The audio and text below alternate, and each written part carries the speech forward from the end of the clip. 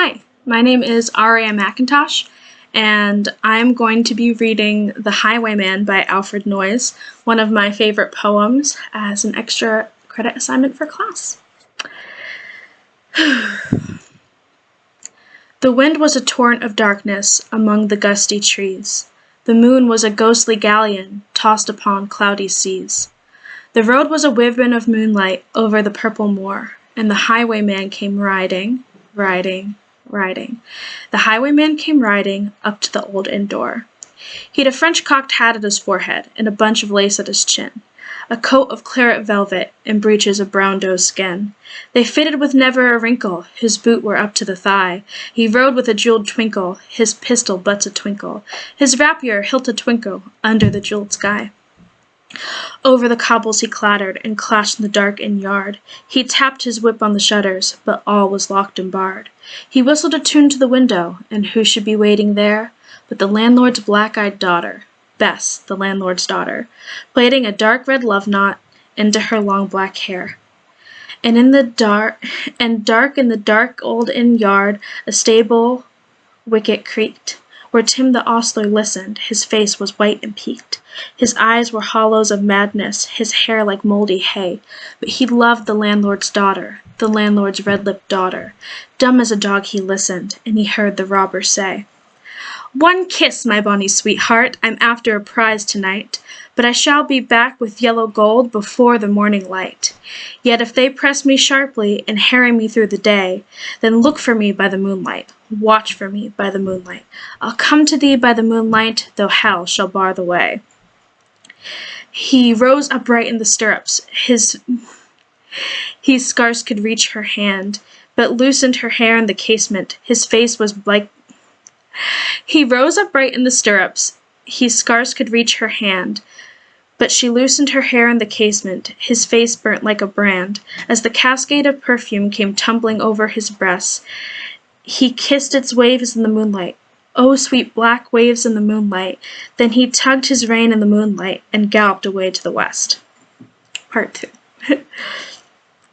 He did not come in the dawning, he did not come at noon, and out of the tawny sunset, before the rise of the moon, when the road was a gypsy's ribbon, looping the purple moor, a red-coat troop came marching.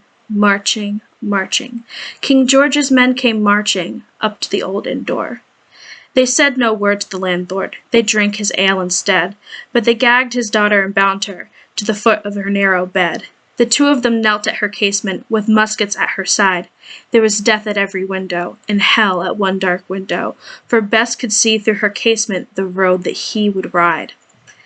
They tied her up to attention with many a snickering jest. They bound a musket beside her, the muzzle beneath her breast. "Now keep good watch," and they kissed her. She heard the doomed man say, "Look for me by the moonlight, watch for me by the moonlight. I'll come to thee by the moonlight, though hell should bar the way." She twisted her hands behind her, but all the knots held good. She wreathed her hands till her fingers were wet with sweat or blood. They stretched and strained in the darkness, and crawled by like years, till now on the stroke of midnight, cold on the stroke of midnight, the tip of her finger touched it. The trigger, at least, was hers. The tip of one finger touched it. She strove no more for the rest. Up she stood to attention, with the muzzle beneath her breast. She would not risk their hearings, she would not strive again, for the road lay bare in the moonlight, blank and bare in the moonlight, and the blood of her veins in the moonlight throbbed to her love's refrain. Tlot, tlot, how they heard it, the hoofs ringing clear. Tlot, tlot, tlot, tlot, in the distance. Were they deaf? Did they not hear? Down the ribbon of moonlight, over the brow of the hill, the highwayman came riding. The redcoats looked to their priming. She stood up straight and still. Tlot, tlot, in the frosty silence. Tlot, tlot, in the echoing night. Nearer he came and nearer. Her face was like a light. Her eyes grew wide for a moment, and drew one last deep breath. Then her finger moved in the moonlight. Her musket shattered in the moonlight, shattered her breast in the moonlight, and warned him with her death. He turned, he spurred to the west. He did not know who stood, bowed with her head over the musket, drenched in her own blood. Not till the dawn had they heard it, and his face grew grey to hear how Bess, the landlord's daughter, the landlord's black-eyed daughter, had watched for her love in the moonlight, and died in the darkness there. Back he stirred like a madman, shrieking a curse to the sky, with the white road smoking behind him, his rapier brandished high. Blood red were his spurs in the golden noon, red wine was his velvet coat, when they shot him down on the highway, down like a dog on the highway, where he lay in his blood in the highway, with a bunch of lace at his throat.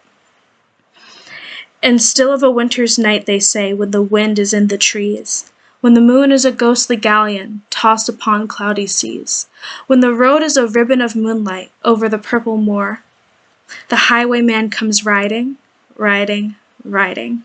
The highwayman comes riding up to the old inn door. Over the cobbles he clatters and clangs in the dark inn yard. He taps his whip on the shutters, but all is locked and barred.